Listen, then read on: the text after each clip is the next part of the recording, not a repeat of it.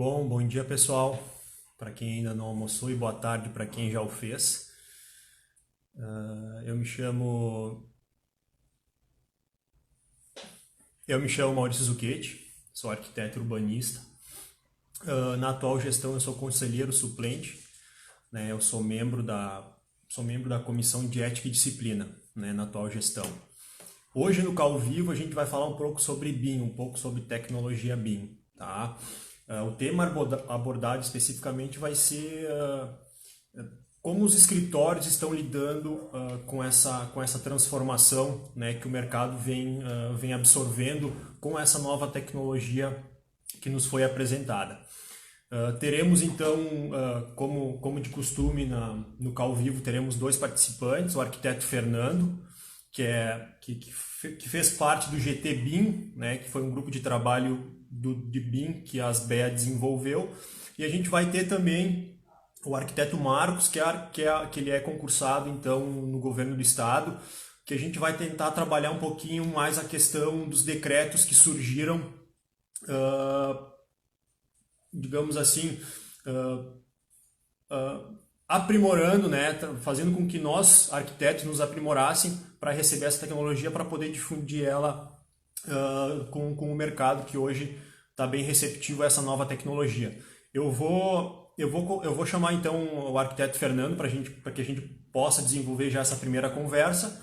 A gente tem uma equipe de suporte, né, que vai receber os questionamentos e vai nos passar. Então, à medida que vão surgindo algumas dúvidas, vocês podem nos mandar, que a gente vai tentar, na medida do possível, supri-las, suprir as demandas que porventura aparecerem.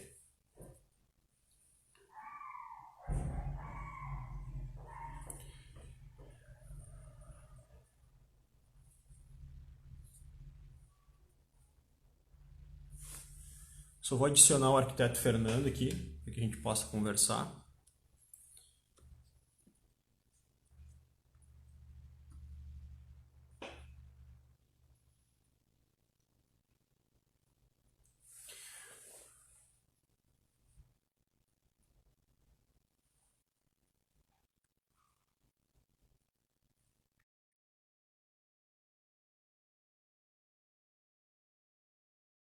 Arquiteto Fernando, está aí conosco? Estou, Está conectando aí. estou conectado. Só não estou com o vídeo aqui, não tem o que eu. Está com o vídeo? Vamos ver se a nossa equipe de suporte consegue te auxiliar, arquiteto. Para que a gente teve um pequeno problema então com o arquiteto Fernando. Eu vou solicitar que a equipe do Cal tente ajudá-lo. Eu vou e a gente tenta conversar mais uma vez aqui. Vamos ver se dá tudo certo agora.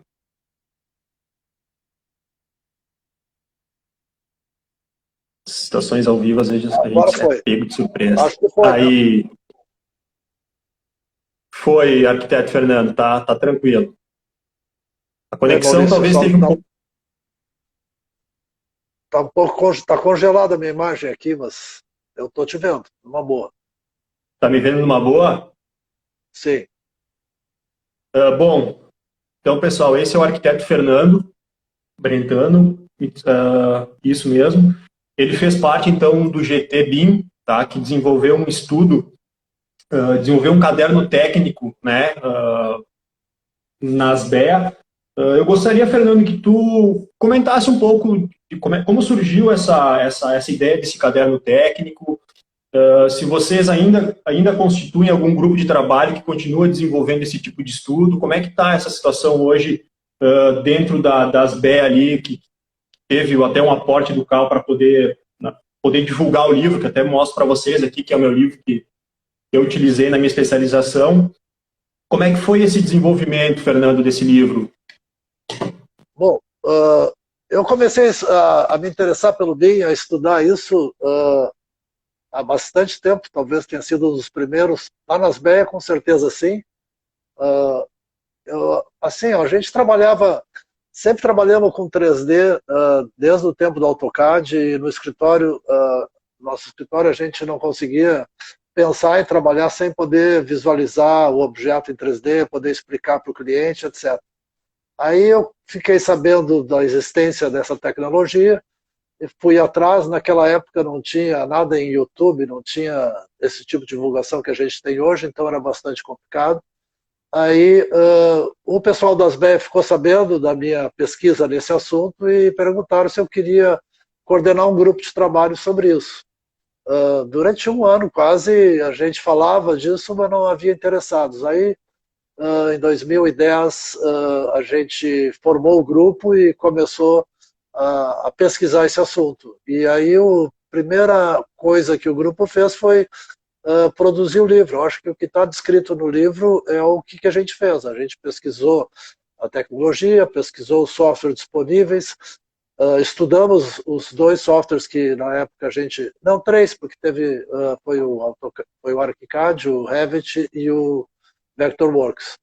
Aí cada escritório optou pela sua plataforma de trabalho e a gente começou a trocar as experiências entre nós, e esse grupo existe até hoje, já tem mais de 10 anos de existência, continua trabalhando, continua fazendo as suas segunda-feira BIM, que ficou bem conhecido aí na cidade. Agora são virtuais, mas elas continuam ocorrendo sempre primeira segunda-feira do mês.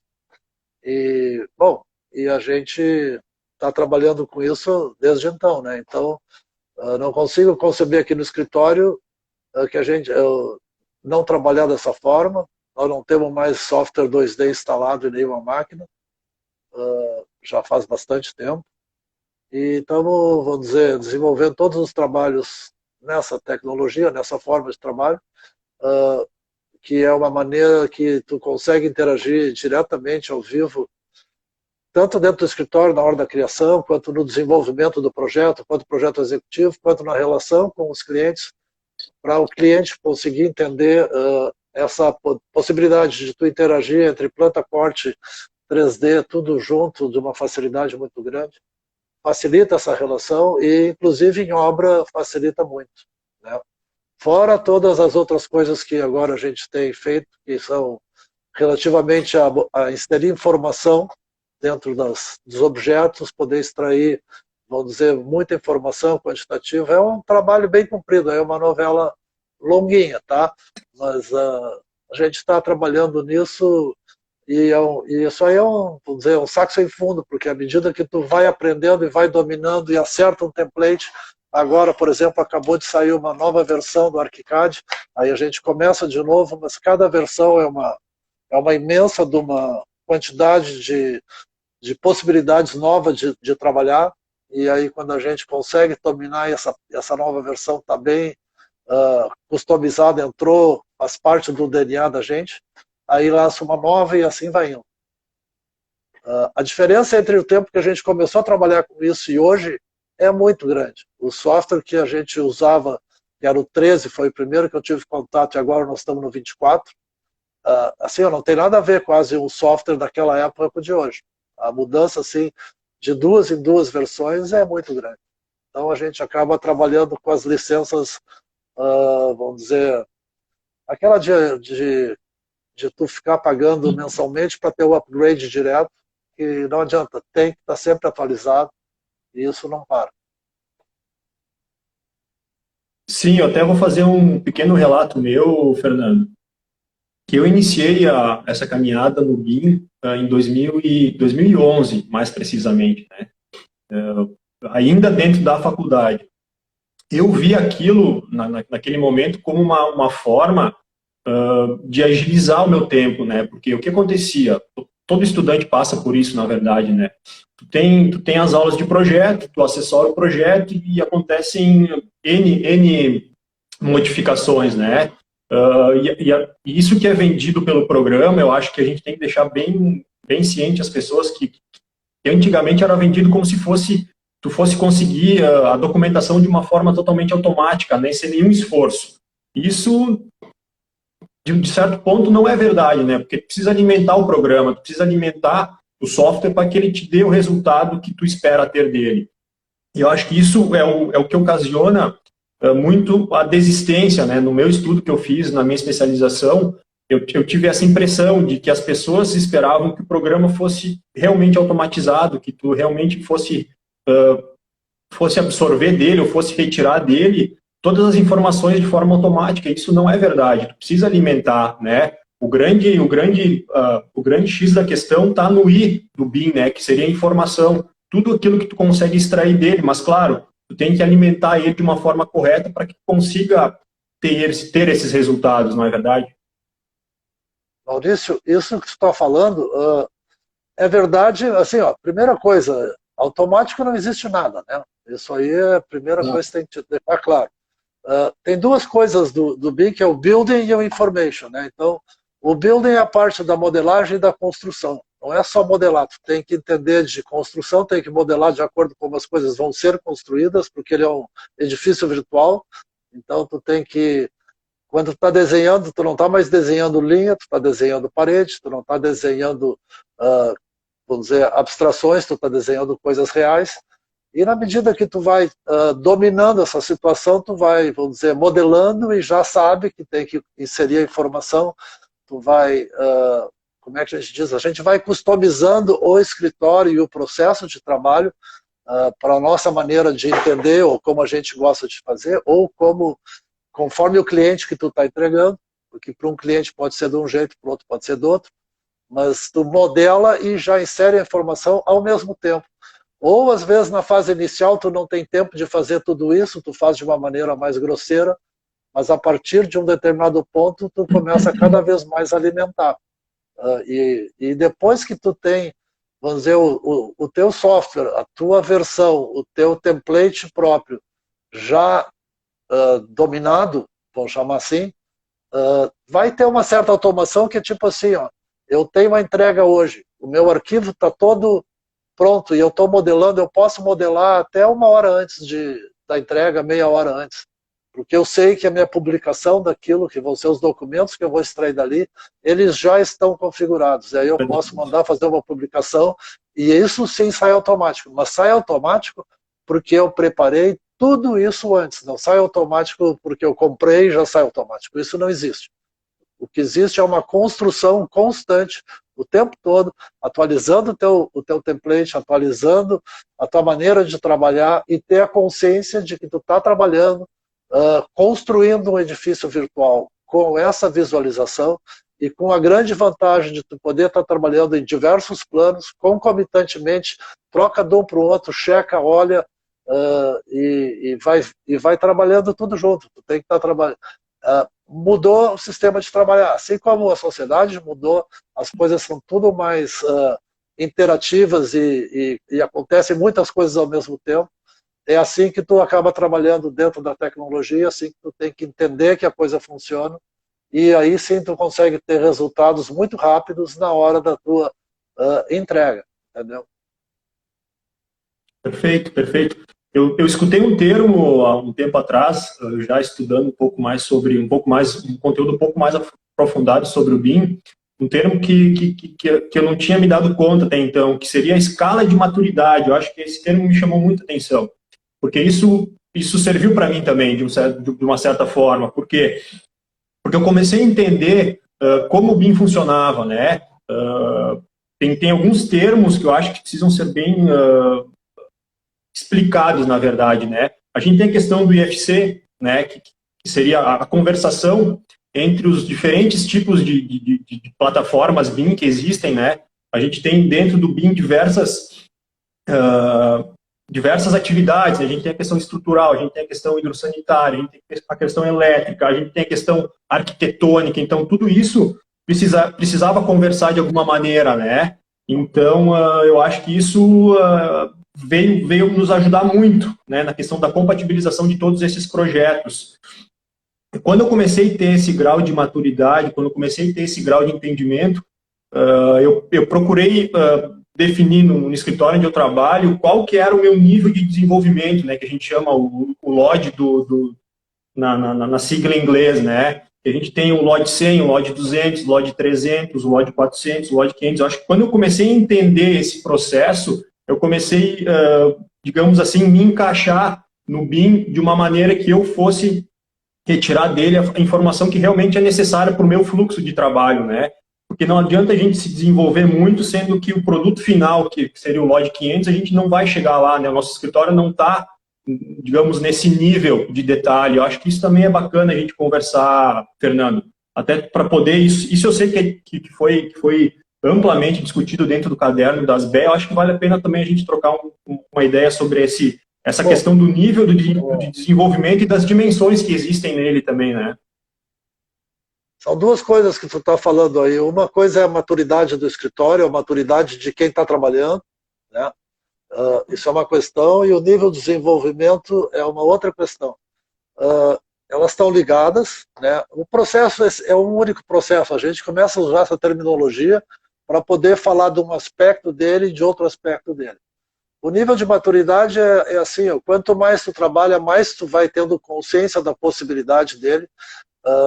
Vamos fazer um paralelo, a gente utiliza uma parte pequena da nossa capacidade cerebral, porque tem muita coisa que a gente poderia usar e não usa, assim como a gente usa uma parte pequena, vamos dizer, de todas as funções que um celular pode te dar, ou um computador, e do programa da mesma forma. Ele é muito amplo e ele consegue atender um público muito grande, com, vamos dizer, de arquitetura de interiores a, sei lá, construções, vamos dizer, complexas, geometrias muito complexas, sair fora dos planos ortogonais e verticais, e lá vai.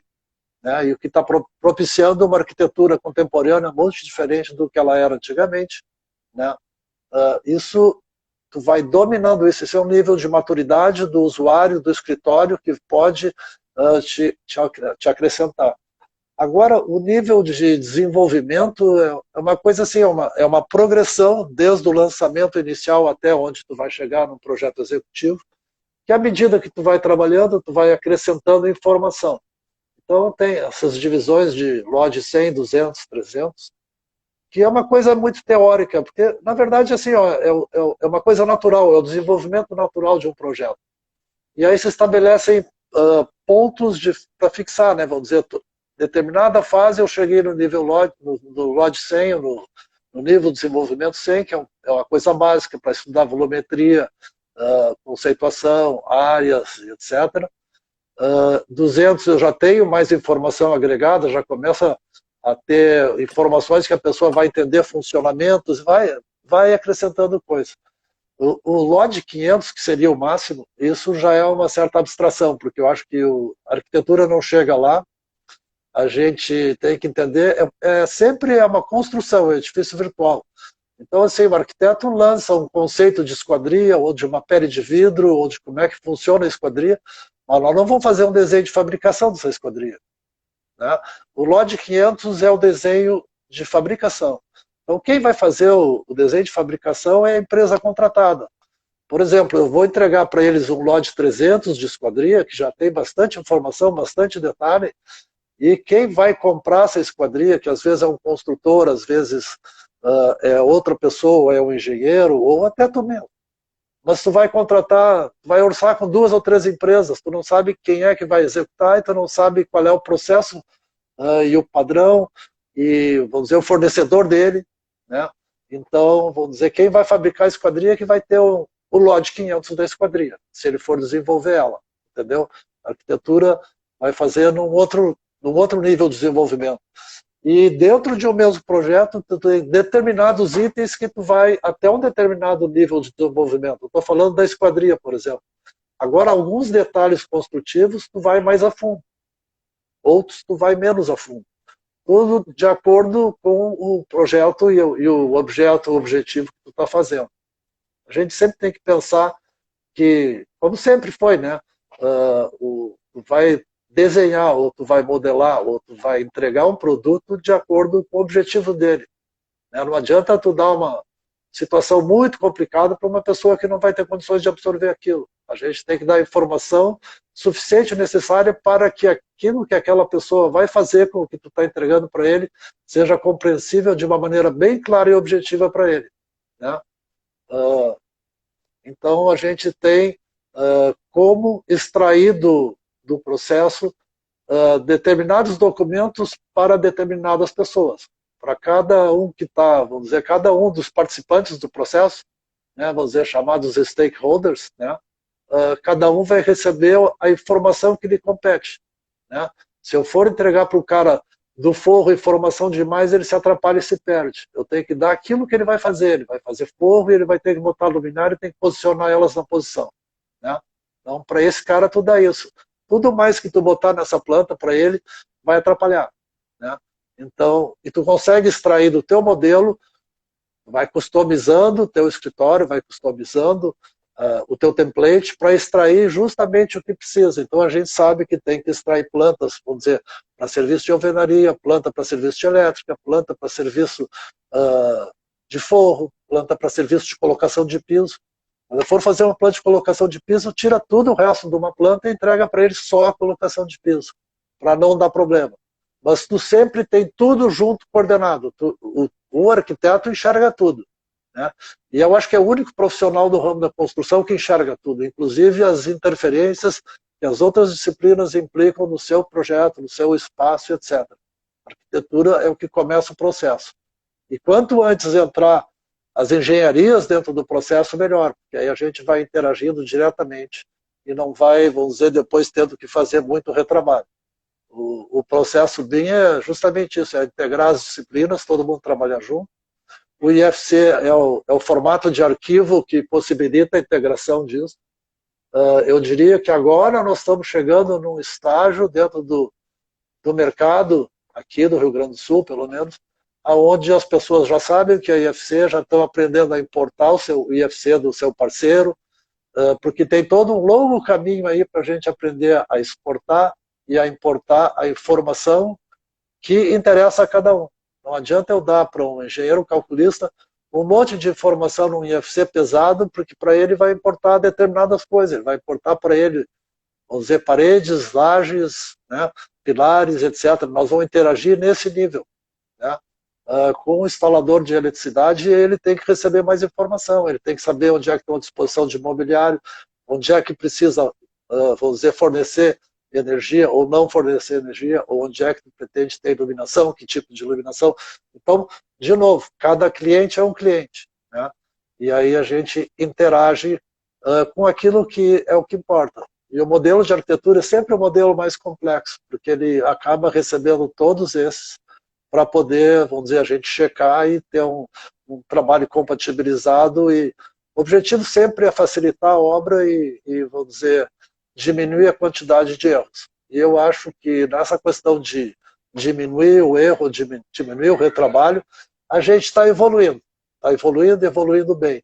Muito melhor do que no tempo dos CAD, né? No tempo dos CAD, os pilares não ficavam em cima dos pilares, de uma planta para outra, era uma dificuldade. Aí tu mexia num documento, esquecia de mexer no outro, era lá que dava o problema. Tipo, o corte não casava com a planta, o certo era a planta, o corte esteve errado, tu não viu, entregou na obra, o cara que vai executar, executou pelo corte, não pela planta, e aí a lei de Murphy é perfeita e quando tu vai ver, o erro já está estabelecido. Pelo menos, vamos dizer, enquanto tu está modelando, todos os planos de entrega, né, seja em corte, seja em vista, seja do jeito que for, ou em planta baixa, eles vão estar absolutamente coordenados entre si.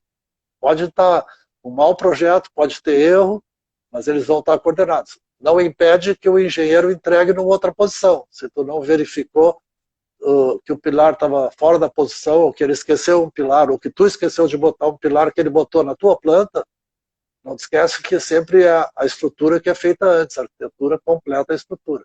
Então, se tu não prestar atenção no que a estrutura está te entregando, tu vai ter problema na obra. E essas coisas são as mesmas. O processo de produção é muito parecido, mas o desenvolvimento dos projetos mudou barbaramente. Perfeito.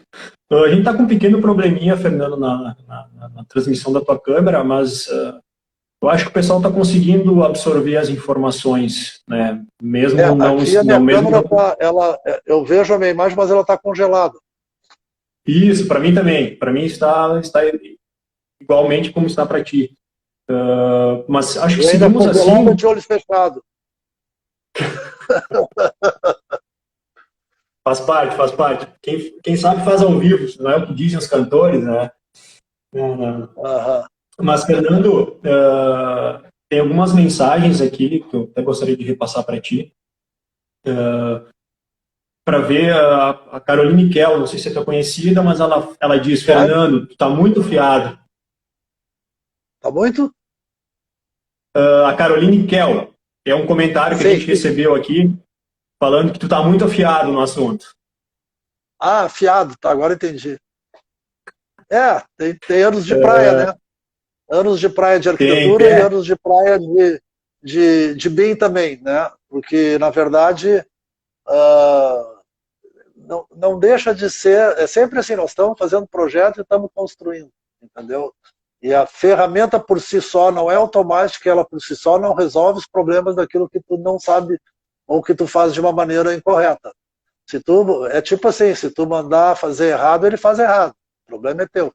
É que nem um computador, ele é ótimo, maravilhoso, mas se tu mandar ele fazer deletar, deletou, né? Ou se tu mandar fazer uma formatação, ele formatou, tu perdeu tudo.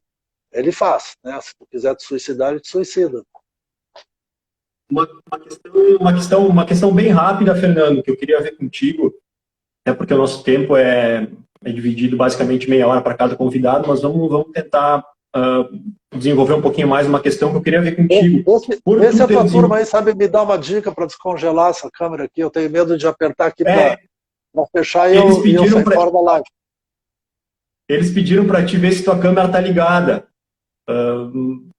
Mas não sei se tu tá tá no telefone, é isso? Sim, tá no telefone. Eu tô Eles pediram para no ver se tua celular. câmera tá desligada. Não, ontem foi meus problemas. Eu não sei o que deu aqui, a gente teve uma dificuldadezinha. Tá. Não, mas eu acho que a gente está conseguindo se entender, tu está conseguindo passar a tua mensagem, eu acho que isso que é o mais importante para nós nesse momento, né? Fernando, na questão que eu queria ver contigo, basicamente, do teu escritório, como tu implantou, eu sei que no estudo feito por vocês, da ASBEA, nesse caderno técnico, existem duas abordagens para um escritório fazer essa implantação ou implementação do software BIM dentro do escritório, né? Tem uma situação que é mais cuidadosa e uma questão que é mais rápida. Como é que vocês, no escritório de vocês, vocês tiveram essa implementação? Como foi o processo de vocês? Bom, o nosso processo foi talvez um pouco atípico pelo fato de ser há muito tempo atrás, então a gente tinha muita dificuldade de ter treinamento, não tinha quem nos treinasse. Tá? A gente fez uma compra do software com uma condição que era de ter um treinamento. A gente comprou o ArchiCAD, nós somos fãs do ArchiCAD, usamos o ArchiCAD desde 2010, e a gente fez uma compra com mais alguns escritórios das BEA, e a condição para a gente fazer a compra foi de ter um treinamento. Veio uma pessoa lá de São Paulo, que é a Priscila Castro, que é maravilhosa, ela é a pessoa que mais conhece, que eu saiba, de BIM aqui no Brasil. Então, talvez não seja tudo isso, mas ela é excelente. E aí ela veio e passou uma semana. A gente fez uma semana, fechou, todo mundo fechou os escritórios, foi todo mundo para uma sala e ficou todos os arquitetos fazendo esse treinamento. Foi muito bom, só que assim, uma semana não dá para. Não tem como em uma semana tu aprender. É impossível. Mas depois daquela semana a gente já sabia operar o programa e tal. Só que assim, ó, se eu não botasse aquilo que a gente usou na prática na segunda-feira seguinte, a tendência é esquecer, né? Então a gente, a partir dali, virou a chave e teve que começar a trabalhar. Foi meio que a força, foi uma coisa bem complicada. Nosso escritório é pequeno, então a gente tem menos gente para interagir, mas foi indo, foi indo, foi indo. E se conseguiu uh, fazer. Nós não tivemos assim, aquela possibilidade de estudar, fazer um treinamento adequado. Hoje em dia, existe quem faça isso, existe uma série de suportes, existem BIM managers, existe gente que está, vamos dizer, treinando, e são pessoas que têm uma imensa capacidade para fazer isso, conhecem muito do assunto. Eu até gostaria de ter passado por isso. A gente sempre foi meio que autodidata. Mas isso fez parte daquela época, daquele processo. Isso não quer dizer que a gente não faça hoje em dia, a gente vá fazendo treinamentos, vá se aprofundando, porque agora tem mais possibilidade. Mas no nosso caso, quando a gente entrou, foi meio que assim, ou vira a chave e entra, ou vai esquecer, vai ter que começar de novo. Eu me lembro que naquela época teve escritórios que ligaram e desligaram essa chave várias vezes. Porque quando chega na hora da entrega, tu te aperta, não consegue entregar, passa para o CAD. Né? A gente teve alguma coisa desse tipo, de fazer algumas coisas em BIM, estava com dificuldade, exportava o modelo para DWG e complementava no DWG. Ou usava o ArchiCAD para desenhar em 2D em cima do que tinha sido modelado, para poder ter uma graficação de acordo com o que a gente gostaria que entregar e tal. Então, assim, acho que até a gente fez mais isso do que DWG. A gente pegou e começou a tirar do modelo o projeto em grosso modo e ter a possibilidade, então, de ter a compatibilização interna do projeto, né?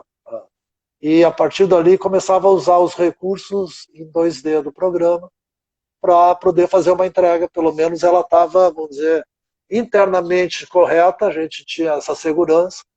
E daí, assim, no momento que tu faz isso e tu vai aprendendo a usar, a cada passo que tu vai dando, tu vai te aperfeiçoando e vai aprendendo, né? E era uma coisa interessante, porque as pessoas do escritório descobriam coisas e aí a gente dava uns gritos de alegria, disse, olha só que maravilha, dá para fazer isso dessa forma, dá para fazer isso daquela forma. E vai indo, e a gente vai indo. E aí dali um pouco também tem sempre uma interação dos colegas entre si, naquelas reuniões do grupo das BE, a gente trocava informação, ficava vendo que um fazia de um jeito, ou fazia de outro, né? E os fabricantes de software têm as suas, vamos dizer, as suas reuniões, as suas apresentações, a gente vai, interage com outras pessoas e eles apresentam coisas, as coisas vão indo. Automático não tem nada, isso aí é uma mentira. Porém, tu consegue automatizar o teu escritório de uma maneira muito grande se tu for, vamos dizer, cada vez aprendendo e desenvolvendo mais o teu conhecimento, né? E as rotinas dentro do escritório. Fernando, antes de pedir que tu deixe um recado final, mais uma questão bem rápida que eu queria ver contigo. Eu queria saber se no escritório, com essa questão da pandemia, com essa questão de isolamento, o BIM ajudou vocês em algum tipo de processo ou isso, se fosse em uma plataforma CAD, né, não teria tido problema nenhum? O BIM auxiliou vocês de alguma forma nessa pandemia? Olha, essa pergunta é interessante. Eu sempre quis ter uma possibilidade de estar trabalhando remotamente, né? Porque sei lá, a gente sai do escritório e quando está em casa, dali um pouco tu pensa que pode fazer alguma coisa a mais, ou botar uma informação, ou seja lá o que for, né? E para isso eu tinha um problema de tecnologia para isso. Uma coisa fantástica que eu não falei do sistema de trabalho, que o BIM tem e que no ArchiCAD é maravilhoso, é o que se chama de teamwork. Ou seja, uma coisa que, assim, tu está trabalhando num projeto com uma, duas, três, quatro pessoas, quantas forem necessárias, vamos dizer, para desenvolver o trabalho. Né? Aqui no CAD não tinha, cada um fazia. Mesmo edifício tinha não sei quantos documentos, agora o edifício tem um documento, né, que é o modelo que contém toda a informação, dali tu extrai inúmeros PDFs e tal, mas é um documento que é o teu modelo de trabalho. E isso é uma tecnologia, vamos dizer, que faz parte do processo, é maravilhosa, só que a gente não estava usando isso de trabalhar as pessoas remotamente. Aí, para fazer isso, é possível. Não, eu pensei que era mais difícil, funcionou super em um dia e meio, 2 dias no máximo, a gente já dominou o assunto. Foi lá no dia 17 de março, a data eu não esqueço. Aí a gente teve que implantar uma VPN, né, que possibilita, então, as pessoas se conectarem no servidor do escritório das suas casas, e aí cada um da sua casa, vamos dizer, podia desenvolver o projeto até em Timor, que a gente trabalhava no mesmo arquivo, 2, às vezes 3 pessoas simultaneamente, cada um na sua casa, né? Sem nenhum problema. Às vezes tinha uns probleminha, da conexão ficar mais lenta. 2 vezes eu tive que ir no escritório para poder, vamos dizer, trabalhar. Eu tinha caído luz, por exemplo. Aqui nós temos esses problemas, né? dá uma tempestade, falta luz, cai o servidor e aí corta tudo. Aí tu tem que ir lá no escritório, religar os computadores, estabelecer todas as conexões de novo e toca o barco. Não tem problema nenhum. Se não faltasse luz, nós não tínhamos interrompido em nenhum momento o processo de trabalho. E aí, até hoje, a gente está trabalhando, vou dizer, com pessoas locadas em casa, outras pessoas no escritório, né? Depende da disponibilidade. Por segurança e garantia, algumas pessoas estão ficando em casa e outros estão aqui no escritório. Aliás, a gente optou para voltar para o escritório porque tinha que lançar um projeto novo e a interação pessoal aumenta a velocidade. E não só o BIM permite isso, como se nós não tivéssemos dizer, a possibilidade de fazer essas lives e a gente usa softwares onde eu posso compartilhar telas, então eu entro no na tela do computador de quem está lá, ou ela entra no meu e a gente fica, vamos dizer, mostrando o modelo, trocando de uma representação de planta para um corte, ou sei lá, eu boto em 3D, gira, olha, discute, vamos dizer, ao vivo, quase como se estivesse no escritório, sabe? Então, nesse sentido, a pandemia não afetou tanto, né? Afetou mais em outras coisas, mas a produção funcionou. Talvez um pouco menos ágil, porque falta aquela interação, aquela troca constante de informação que a gente tem trabalhando junto, né? Vamos dizer, a interação é muito maior quando está todo mundo próximo do que quando está, vamos dizer, distante, porque, sei lá, aí tu tem que fazer uma live para poder tocar. Mas não impediu em nenhum momento o desenvolvimento dos trabalhos. Fernando, que bom, que bom. Então, já encerrando a tua participação, Fernando, gostaria de deixar algum recado para o pessoal? Enfim, se despeça, fica bem à vontade aí. A gente agradece a disponibilidade, né? A gente, como eu falei antes para ti, pelo WhatsApp particular, foi uma alegria imensa saber que eu trocaria esse momento contigo aqui no Cal Vivo e, mais uma vez, muito obrigado. Tá bom, eu também agradeço aí a oportunidade, é sempre um prazer estar falando disso, porque a gente, quando começa a trabalhar com essa tecnologia, é uma coisa apaixonante, porque são tantas as possibilidades que a gente vai vendo que tu pode trabalhar, que é uma coisa bem legal. Eu tenho uma relação, vamos dizer, comigo, com o pessoal aqui do escritório, muito, muito legal. O arquiteto que trabalha com projeto, acho que sempre é um cara apaixonado, porque senão ele não aguentaria fazer tudo que a gente faz, né? Mas, então, assim, quanto ao fato, não sei bem exatamente o que as pessoas pensam, ou quem está assistindo aí, que nível tem, se ainda tem dificuldade ou tem medo, a mensagem que eu tenho que dizer é que, assim, ó, vira o botão, fecha os AutoCAD, esquece os programas 2D, vai sofrer no começo, como a gente sempre sofre com qualquer novidade, muda a maneira, sai da zona de conforto, não tem problema nenhum, que se tu der o primeiro passo na escada hoje, daqui a 2, 3 anos, tu já subiu todos os degraus e tu vai estar feliz da vida. Quanto menos tempo tu demorar para tomar essa decisão, mais ganho tu vai ter. Show, obrigado. Muito obrigado, Fernando.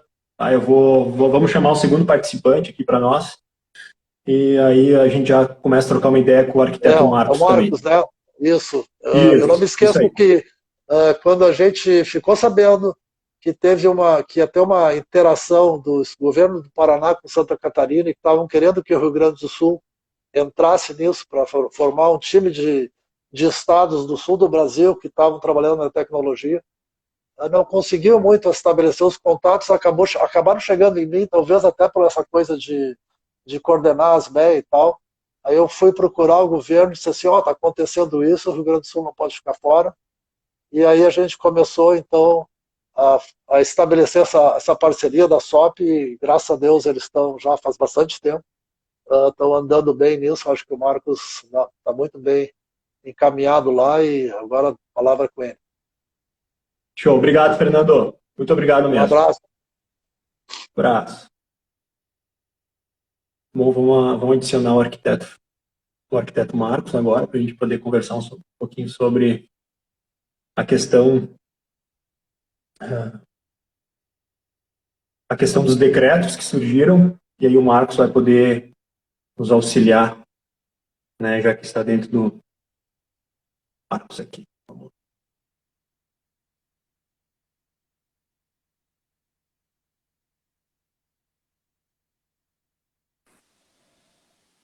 Olá, bom dia.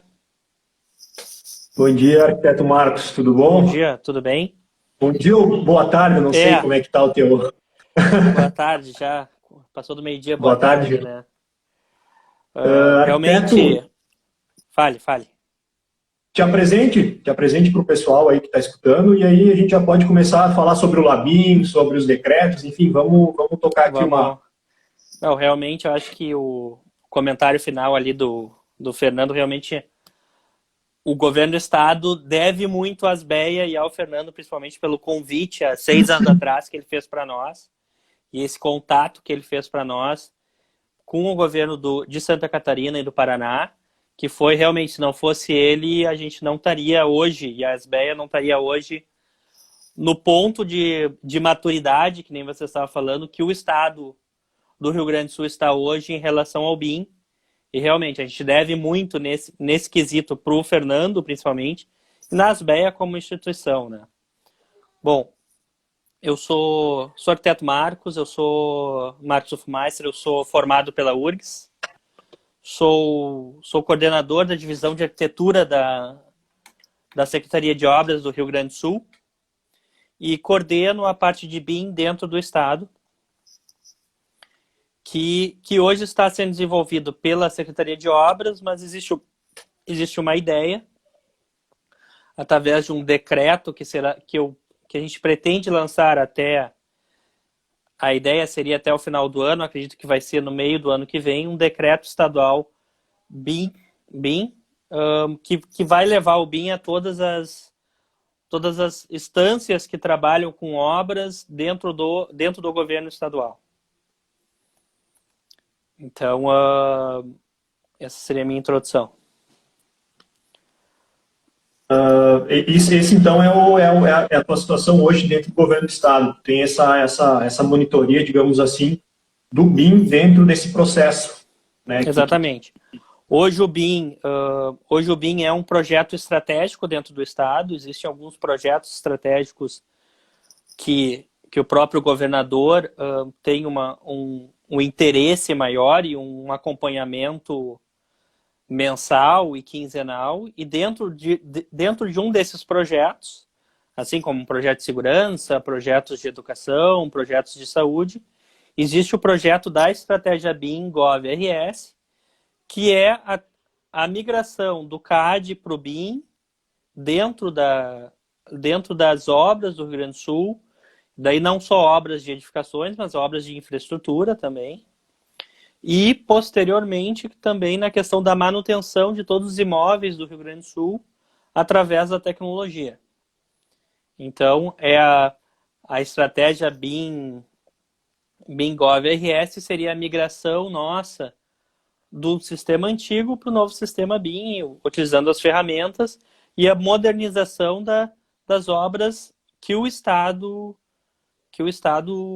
faz, que o Estado tem interesse. Hoje nós temos teoricamente 3 decretos, né? Que até a gente estava conversando antes, que é o 9377, que é o de 2018, a gente tem um decreto 9983, que veio substituir esse outro decreto por uma situação de governo, né, que foi em agosto de 2019, e a gente tem o mais recente, que é abril de 2020, que é o 10.036. Gostaria que tu comentasse um pouco com a gente sobre essa evolução desses decretos, se tu gostaria de se até algum ponto mais específico, até para poder... Claro, hoje, muitos dos escritórios que talvez estejam nos escutando agora trabalham com obras privadas, né, com obras enfim, de conhecidos, né? Não prioritariamente de obras públicas, né? Então, acho que isso também, para até o pessoal conseguir se colocar no mercado, né? Talvez isso seja um ponto bom para a gente conversar.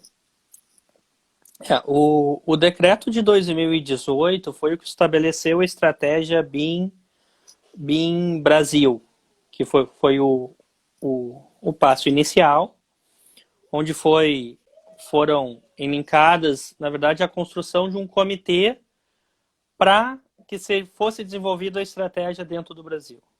Em 2019, realmente, muito mais por uma questão de troca de governo, de queda por ministérios que se transformaram em secretarias e questões administrativas, foi reeditado.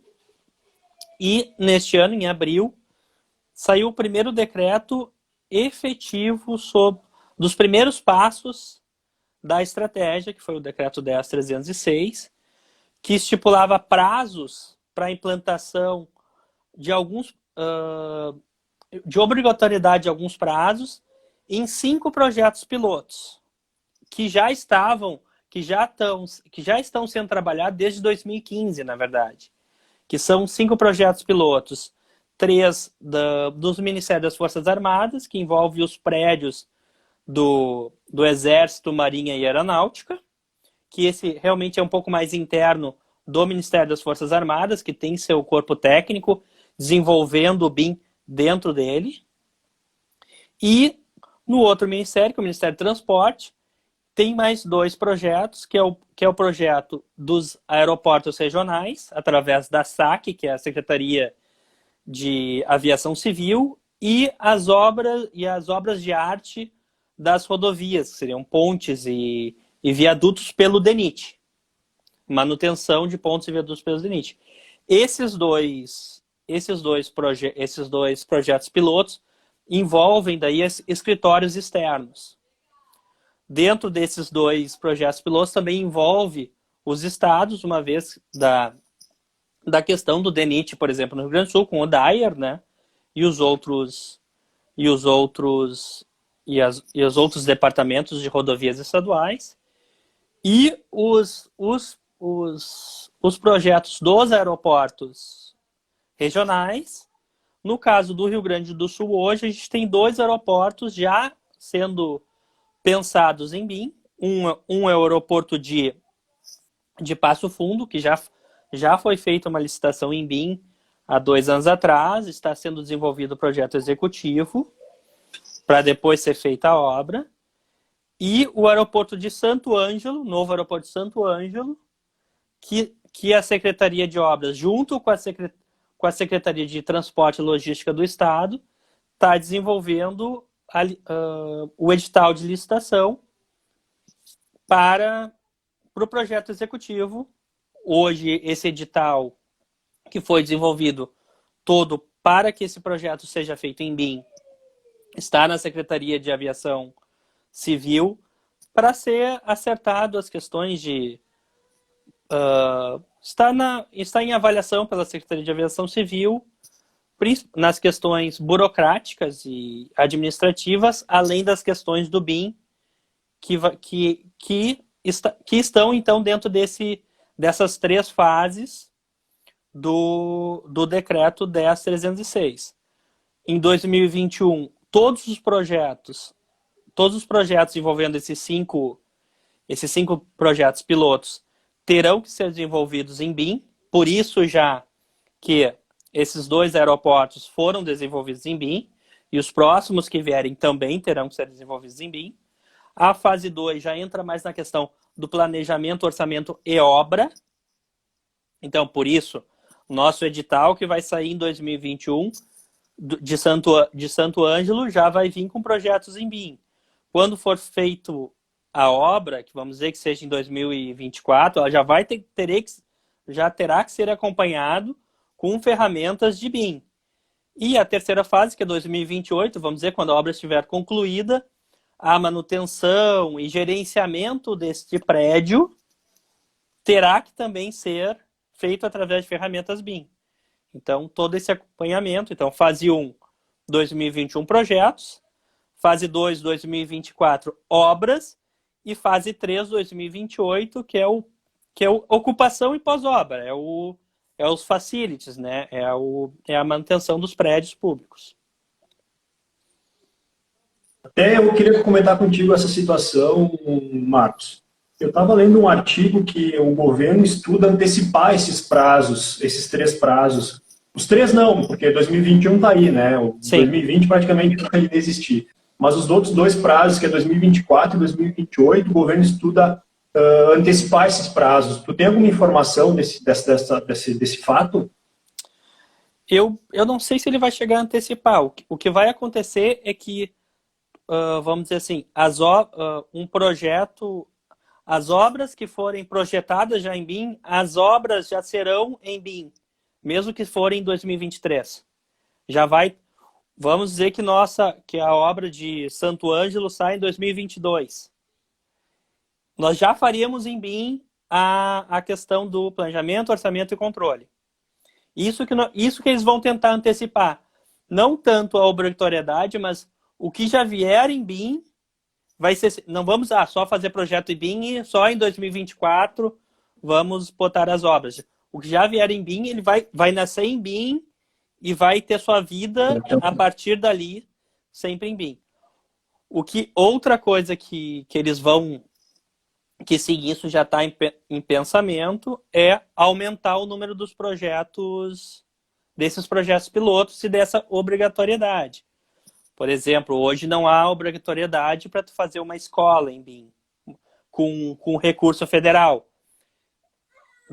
Acreditamos que até 2022 essa obrigatoriedade vai ser lançado um novo decreto botando essa obrigatoriedade para... hoje mesmo eu ouvi uma notícia sobre o Fundep, que o dinheiro do Fundep seja só aplicado em obras que sejam desenvolvidas em BIM. Isso realmente é o próximo passo de um próximo decreto. Um comentário que eu gostaria até de fazer, até para o pessoal poder ter essa informação, Marcos, é que junto com esses decretos, junto com o primeiro decreto, surgiu também um documento de construção inteligente, né, que ele desenvolveu ali, enfim, ele desenvolveu um livro que tem as estratégias, enfim, os passos. Né, eu acho que isso é bem bacana, acho que isso ajuda bastante, é um livro extenso, são 50 folhas, eu acho que ele está bem descrito o que o governo pensou, o que o governo federal pensou na implantação do BIM, né, nessas obras públicas. Eu acho que isso é bem interessante até para as pessoas terem ciência de que existe esse material, né. Para a implantação do BIM dentro de obras públicas ou dentro de uma instituição pública, para ele realmente ser efetivo, a primeira coisa que deve ser feita, e seria uma boa que seria a melhor prática, é estipular diretrizes através de um caderno, ou através de uma portaria que tenha realmente toda a descrição do que realmente o órgão quer. Porque como nós vamos contratar externamente e a interação entre o público e o privado é bem diferente dentro de uma interação entre um contratado privado com privado, de um escritório com uma construtora, essa relação, então, ela fica... como ela se diferente, ela tem que estar muito bem determinada. E dentro do BIM, a gente começa a ter que estipular muito realmente o que vocês estavam falando antes, da questão dos lotes, até onde a gente quer ir, o que o órgão público quer do fornecedor dele, até onde que ele quer, se ele quer realmente um LOD 200, um LOD 300, se ele quer um projeto executivo, se ele quer um projeto básico, toda a relação de como esse órgão público vai receber essa documentação externa. Então, realmente, essa questão dos cadernos, ela tem que ser muito desenvolvida. Ela tem que estar muito bem desenvolvida para antes que um órgão consiga licitar realmente em BIM. Para conseguir receber essa documentação em BIM. E para não ter surpresas na questão do fornecedor, não ter uma surpresa de uma estimativa de um trabalho abaixo do que é estipulado pelo órgão, ou o contrário, do fornecedor achar que o órgão quer muita coisa e, na verdade, queria menos, e daí, nesse sentido, de repente, bota um orçamento muito acima e perde até uma licitação, porque majorou o seu trabalho, e, na verdade, não era tudo aquilo, né? Então, perfeito, Marcos.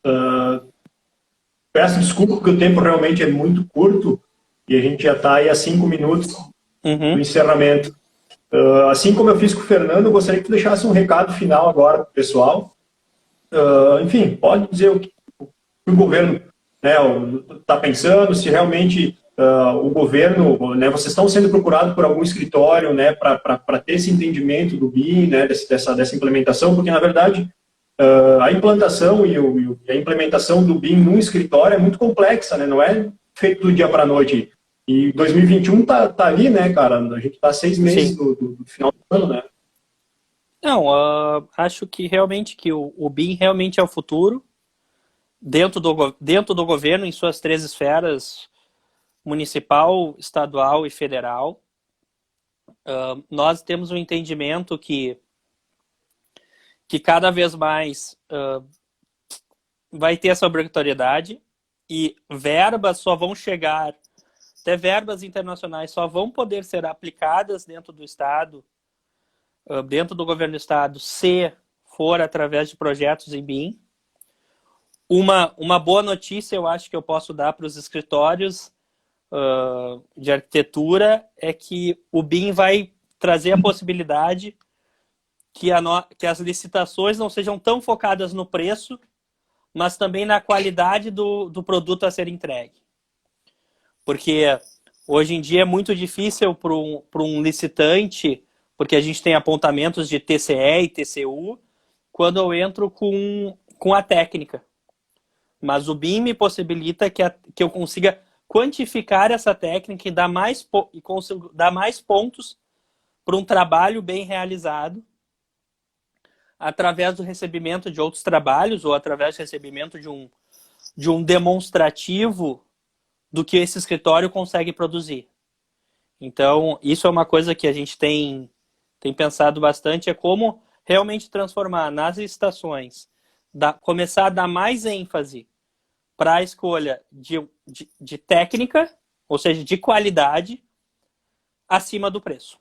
O preço realmente sempre vai ser muito importante, mas nós vamos conseguir dar maior pontuação para a técnica, o que no sistema antigo era praticamente só preço e dificilmente a gente conseguia botar critérios técnicos para a escolha de um contratado nosso dentro da secretaria.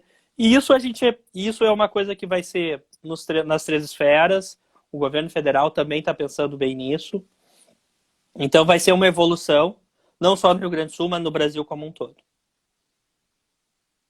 Que ótima notícia que nós temos, então, Marcos. Que boa notícia. Porque, na verdade, eu li também, eu dei uma olhada rápida nesse livro, nesse livreto, e ali diz que dos pontos, acho que a gente tem que ter mais importância é a questão das normas, né? Que a gente tem que ter isso normatizado para que isso seja uniforme, não seja Exatamente. Coisas que sejam desconectas depois, né?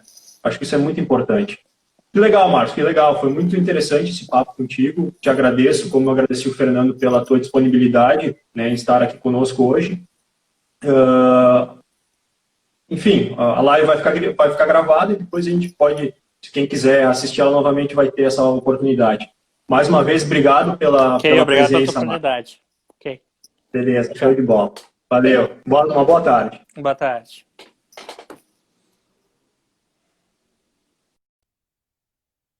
Bom, pessoal, é isso. Eu espero que vocês tenham gostado desse bate-papo que a gente teve sobre o BIM.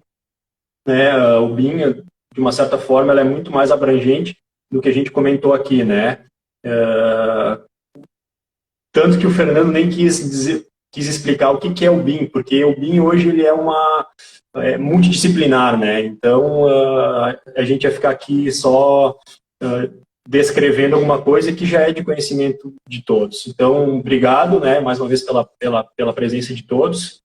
E o CAL, né, tá disponível aí para todos os arquitetos que tiverem alguma dúvida e enfim, né, uma boa tarde a todos e obrigado aí pela presença.